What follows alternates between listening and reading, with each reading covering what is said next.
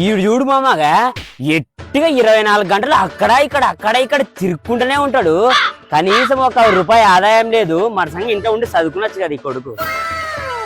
ఏమో ఎంత పనికి రాని కొడుకు ఇన్ని రోజులు చదువు అని దుడ్లాగం చేసే టైం వేస్ట్ చేసుకునే మళ్ళీ ఇప్పుడు ఏవో గవర్నమెంట్ జాబ్ లా కానీ ఇట్లా ఇంటికాడ కూర్చొని ఆన్లైన్ కోచింగ్ అనుకుంటే డబ్బులు వేస్ట్ చేసుకుంటూ కూర్చున్నాడు. ఇదే యాదో ప్రైవేట్ దాంట్లో చేసుకుంటే ఏమై లేదంటే యాదన్నా అంగిట్లో పోయి యాదో పని చేసుకుంటే దాడా నా కొడుకులకి వాన్ బాతుకుదేడా పిల్లగాడు కాల్సి ఎవడని చెప్పు చేపల పని చేస్తాడా నెమ్మ వాళ్ళ అప్పం వల్ల మర్యాద దీనికే పనికిరాని గాడిద కొడుకు. వాళ్ళకెట్ట 3 ఎకరాలు చేను ఉంది మరసంగి చేనులో పని చేసుకుంటే ఏమే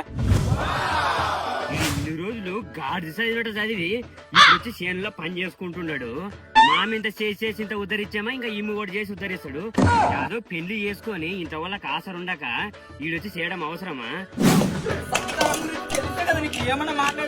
పిల్లగాడు కాల్సి 24 గంటలు పెండ్ల మూడు కొట్టుకుంటూనే ఉండేది.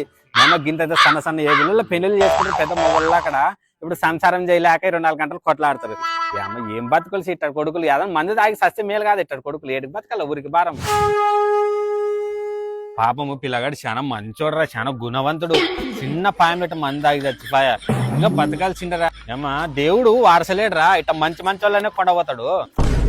చెడు చేసేది ఒకటి గెలికేది మీరే.